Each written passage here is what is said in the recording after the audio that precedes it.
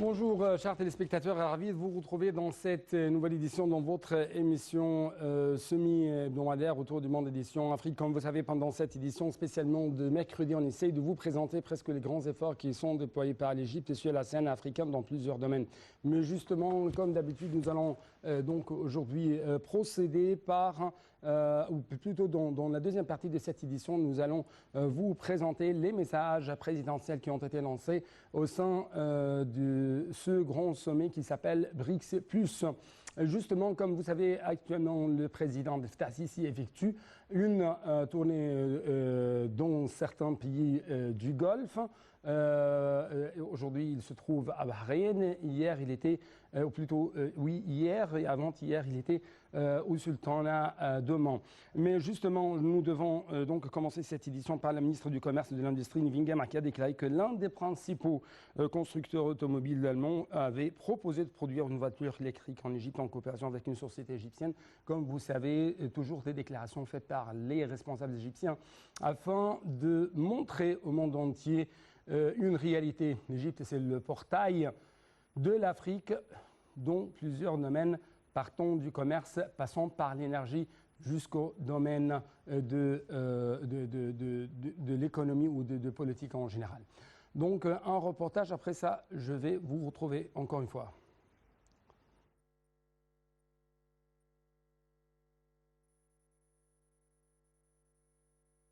La ministre du Commerce et de l'Industrie, Dr Nvingem, a déclaré que l'un des principaux constructeurs automobiles allemands avait proposé de produire une voiture électrique en Égypte en coopération avec une société égyptienne. Lors d'une réunion avec les membres de la Fédération des constructeurs allemands VDA, lors de sa visite dans la capitale allemande Berlin, elle a proposé qu'un accord serait bientôt conclu pour démarrer la production et qu'une autre société allemande avait fait part de son désir de mettre en place un projet de production d'acier utilisé dans l'industrie automobile en coopération avec un partenaire égyptien. L'entretien a porté sur les moyens d'attirer davantage d'entreprises et d'investissements allemands pour travailler sur le marché égyptien en termes de production de voitures traditionnelles ou électriques pour subvenir aux besoins du marché égyptien et d'exportation vers les marchés régionaux et tirer parti des accords de libre-échange et préférentiels entre l'Égypte et nombre de pays et de grands blocs économiques régionaux et mondiaux. Selon un communiqué, la ministre a dit que l'entretien avait porté sur la stratégie nationale de l'industrie automobile et les incitations accordées par le gouvernement aux constructeurs automobiles dans le but de localiser cette industrie sur le marché égyptien, notant l'intérêt de l'État égyptien à attirer plus d'investissements allemands, notamment dans les secteurs de l'industrie automobile. L'entretien reflète l'intérêt des constructeurs automobiles allemands à investir sur le marché égyptien car c'est une des destinations d'investissement les plus importantes au Moyen-Orient et en Afrique et à porter sur l'éventuelle coopération avec le côté allemand dans le domaine de transfert des technologies de l'industrie automobile vers l'industrie nationale, a-t-elle dit.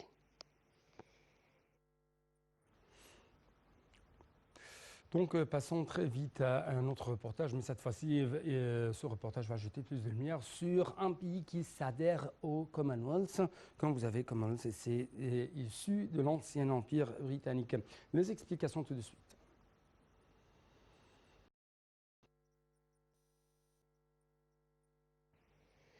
Issu de l'ancien empire britannique, le Commonwealth accueille de plus en plus de pays non liés historiquement avec le Royaume-Uni. Les enjeux qui motivent un tel intérêt sont aussi bien économiques que géopolitiques. Les républiques du Gabon et du Togo sont officiellement membres du Commonwealth. La nouvelle est tombée à l'issue du 26e sommet des chefs d'État et gouvernement de l'organisation le vendredi 24 juin 2022 à Kigali au Rwanda. L'aboutissement d'un processus d'examen minutieux sur plusieurs domaines, gouvernance, économie, sociale, etc., qui a duré près de 2 heures.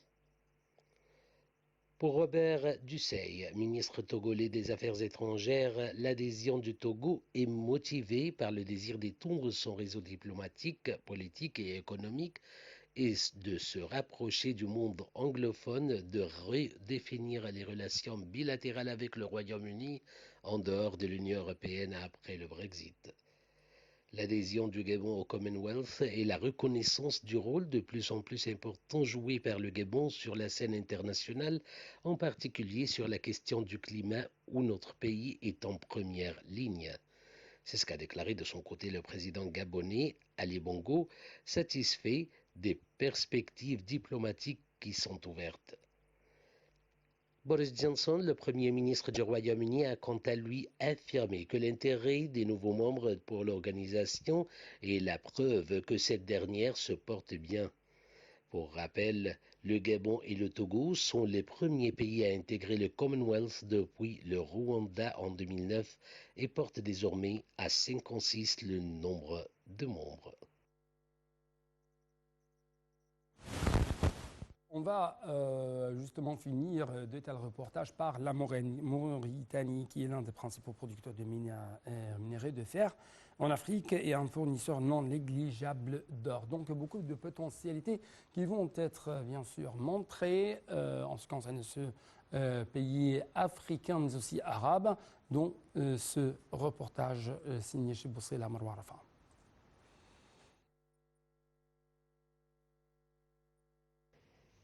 La Mauritanie est l'un des principaux producteurs de minerais de fer en Afrique et un fournisseur non négligeable d'or.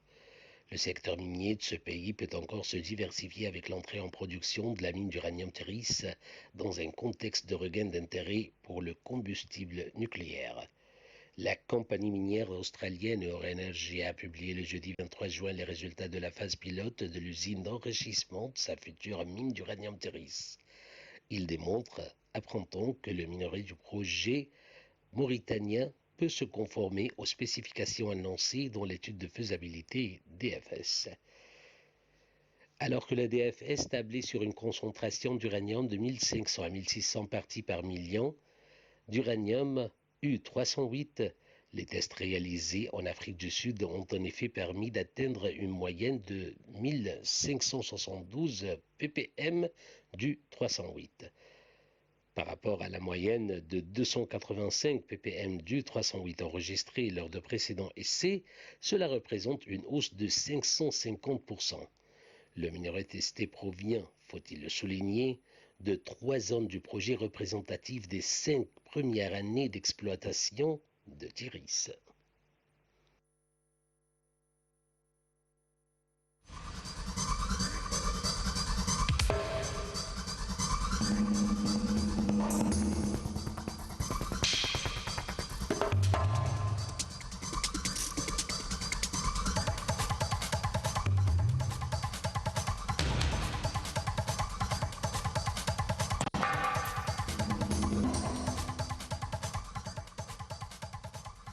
Donc, comme je vous ai souligné dans l'introduction de cette édition, dans cette deuxième partie, on va bien sûr vous proposer les messages présidentiels qui ont été lancés par Monsieur le Président Abdel Fattah el-Sisi au cours de son allocution devant le sommet de BRICS+.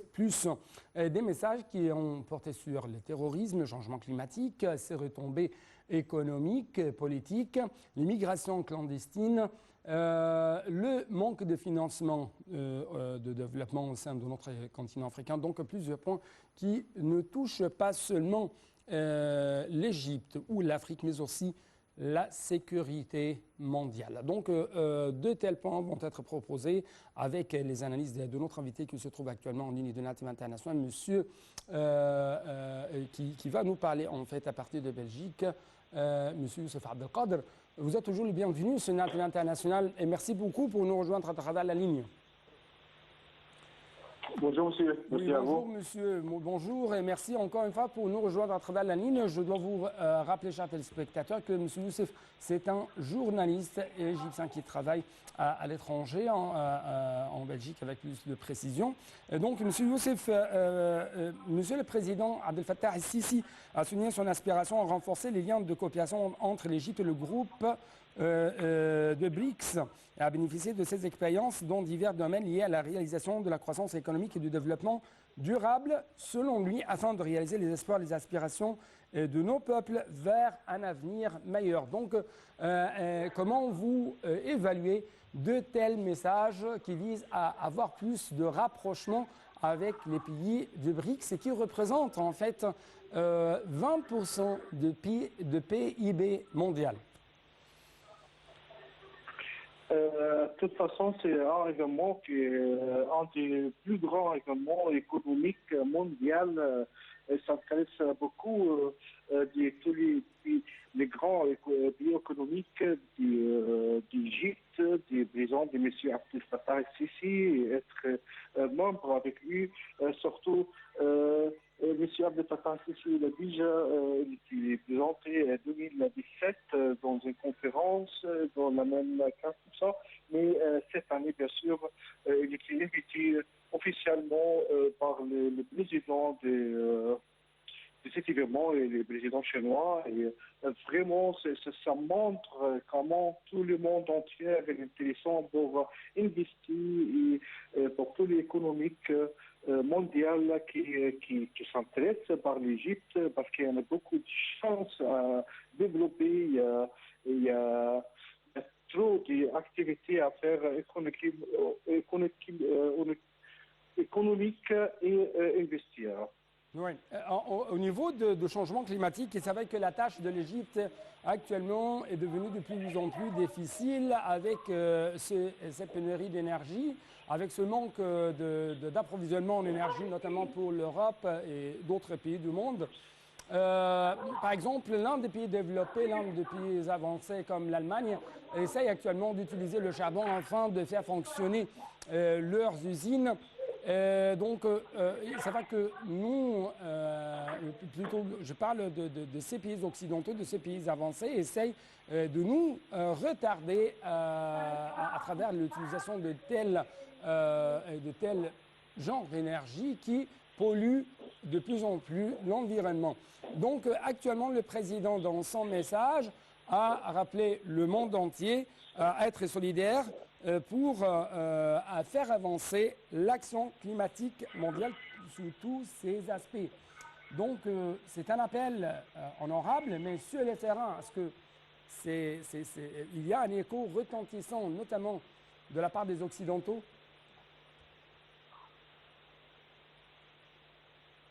Oui, monsieur, est-ce que vous m'entendez? Oui, maintenant oui. Alors, comme j'ai compris de votre question, il y a un grand point commun mondial, c'est l'énergie. Énergie, c'est tout le monde qui cherche l'énergie, surtout maintenant l'Égypte. Il y a les énergies renouvelables. Alors, c'est-à-dire, on peut toujours investir dans cette sorte d'énergétique parce que pour tout le monde entier, c'est les points, c'est les changements climatiques. Et pour les changements climatiques, bien sûr, on doit trouver les bonnes solutions pour être bien avec les terres. Et alors, il faut vraiment diminuer beaucoup du carbone et meilleure sorte d'énergie maintenant, c'est des solaires.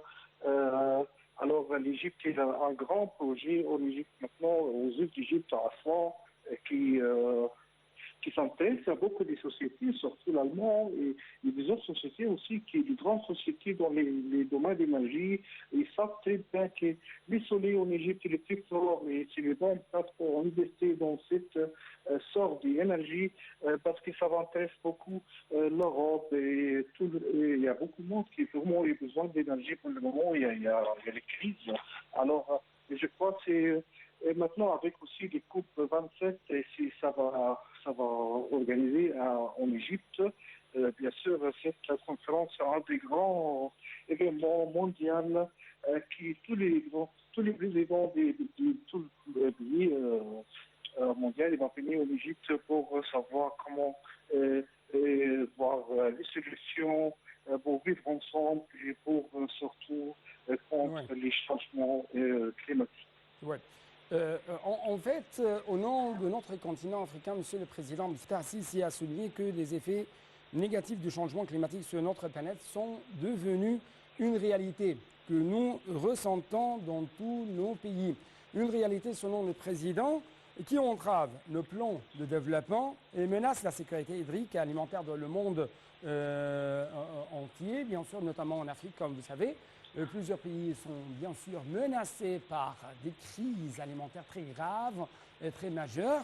Ça, bien sûr, augmente la fréquence et la complexité des conflits entre les différents pays du continent et conduisant à des taux élevés d'immigration clandestine et d'immigration même interne ou des déplacements à l'intérieur de chaque pays.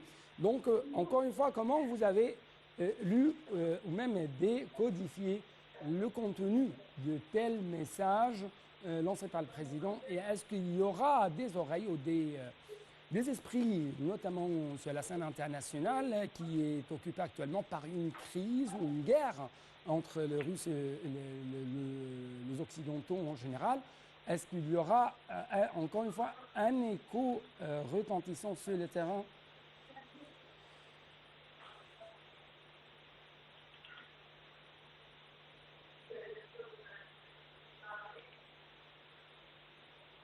Alors, oui, je vous écoute. Oui, monsieur. Alors, je n'ai pas entendu dernière monsieur, mais de toute façon, je comprends bien que l'Afrique elle a beaucoup de capacités. Si à chaque pays, bien sûr, il trouve les moyens pour investir dans les pays, bien sûr, les plus grands problèmes maintenant, c'est les crises alimentaires. Alors, l'Afrique est faible. Si l'Afrique attend toujours qu'on importe l'alimentation à l'extérieur d'Afrique, alors ce sera toujours dans la même situation. Alors, il faut trouver une solution. Et il n'y a pas juste des solutions économiques, mais il faut investir dans ce qu'on a besoin. On a beaucoup de capacités. Si on regarde toujours ce qu'on a comme richesse en Afrique, je crois qu'on va bien investir dans notre terre. On a besoin juste de technologie. Si on cherche le bon partenaire qui peut donner les bonnes technologies pour investir dans qu'est-ce qu'on a besoin, je crois à ce moment-là, l'Afrique va avoir une grande richesse de toutes les alimentations. Et à ce moment-là, c'est ça qui peut aider tout le monde entier. Par exemple, on ne va plus voir les crises d'alimentation comme ça parce qu'à ce moment-là, les Belgiques, ce sera vraiment assez pour tout le monde. Et bien sûr, il y a beaucoup de travail à faire. C'est pas facile, mais c'est la seule solution qu'à chaque pays africain, il regarde qu'est-ce qu'ils sont capacités pour être indépendants. On n'a plus besoin de chercher toujours vraiment à l'extérieur d'Afrique. En fait, Monsieur le Président a également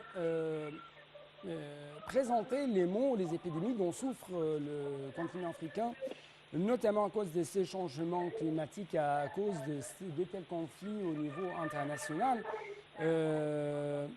comme par exemple les retombées de ces changements climatiques vont alimenter de plus en plus le terrorisme à cause du manque de